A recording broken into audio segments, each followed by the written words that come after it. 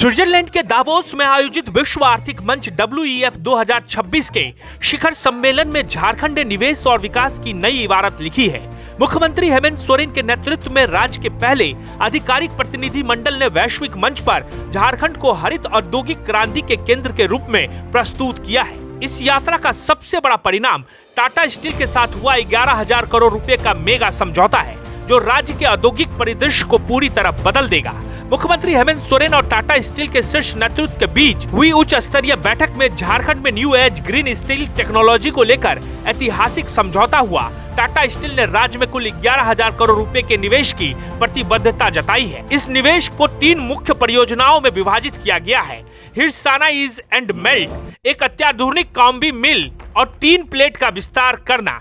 ये सभी परियोजनाएं नीदरलैंड और जर्मनी की उन्नत तकनीकों पर आधारित होंगी, जिससे झारखंड न केवल भारत बल्कि दुनिया में ग्रीन स्टील उत्पादन का अग्रणी केंद्र बनेगा। विश्व आर्थिक मंच ने मुख्यमंत्री हेमंत सोरेन की दूरदर्शी सोच और growth in harmony with nature के विजन को सम्मानित करते हुए उन्हें प्रतिष्ठित व्हाइट बैज प्रदान किया है। मुख्यमंत्री ने WEF के साथ एक औपचारिक सहयोग पत्र साझा किया, जो मुख्य रूप से 3 विषयों पर केंद्रित है, मुख्यतः खनिज, जलवायु परिवर्तन और जैव विविधता संरक्षण। ये झारखंड के विजन 2050 की ओर एक मजबूत कदम है, जो वैश्विक समावेशी समाज की अवधारणा के साथ मेल खाता है। मुख्यमंत्री की इस यात्रा के दौरान पिछले वर्ष के स्वीडन यात्रा के सुखद परिणाम भी सामने आए। स्वीडन की कंपनियों ने झारखंड में अर्बन ट्रांसपोर्ट के क्षेत्र में निवेश करने में गहरी रुचि दिखाई है। इसके लिए अप्रैल 2026 में स्वीडन और भारत के बीच एक विशेष राउंड टेबल मीटिंग आयोजित की जाएगी। इसके अलावा प्रसिद्ध कंपनी हिताची ने राज्य में बिजली क्षेत्र उच्च स्तरीय ग्रिडिंग और बुनियादी ढांचे के विकास के लिए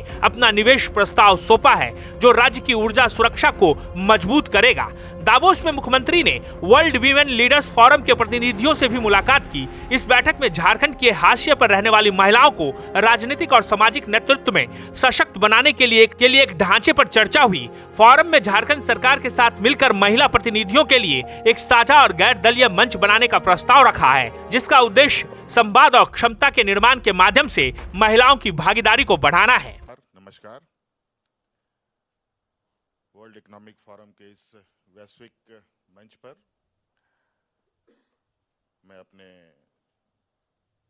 भारत से आए हुए सभी मुख्यमंत्री, केंद्रीय मंत्री और डिप्टी सीएम का हार्दिक अभिनंदन करता हूं, और आप सभी विशेषकर CII और भारत सरकार का मैं धन्यवाद देना चाहता हूं, जो मुझे पहली बार यहां आने का मौका मिला और एक बहुत बेहतरीन अनुभव के साथ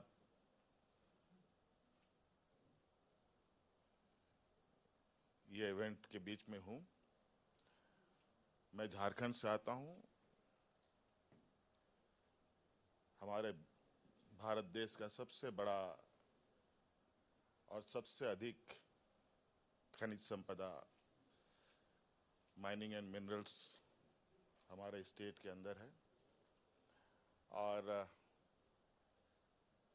हम सभी अगले 2050 की दिशा में जो एक विकसित भारत 2047 का लक्ष्य भी है, उसको कैसे हम अचीव करें और हमारे भारत देश के सभी राज्य किस तरीके से एक विकसित भारत का एक हिस्सा बने, उस पर हम लोगों की भी एक बड़ी भूमिका के रूप में हम इसको देख रहे हैं। और जो यहाँ का थीम है, उसके अनुरूप आने वाले 2050 का एक रूपरेखा हम बनाने के प्रयास में हैं, जहां आज हम ग्रीन एनर्जी की बात करते हैं। इस कड़ी में लगभग हम लोगों ने एक बड़ा कदम भी उठा रखा है। अभी लगभग 95% हम लोग अपने राज्य में ग्रीन एनर्जी के साथ आगे बढ़ रहे हैं, और कई ऐसे आयाम हैं जहां अभी हमें करने की आवश्यकता है। और इसी को एक्सप्लोर और यहाँ के जितने भी सरकारें हैं, निवेशक हैं,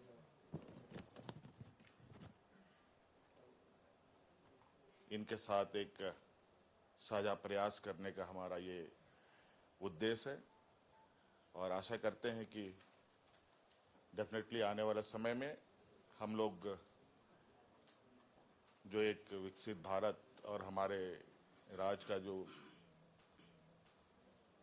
2050 का लक्ष्य है उसको प्राप्त करने में आज ये मंच हमारे लिए बहुत बड़ा सहयोगी होगा।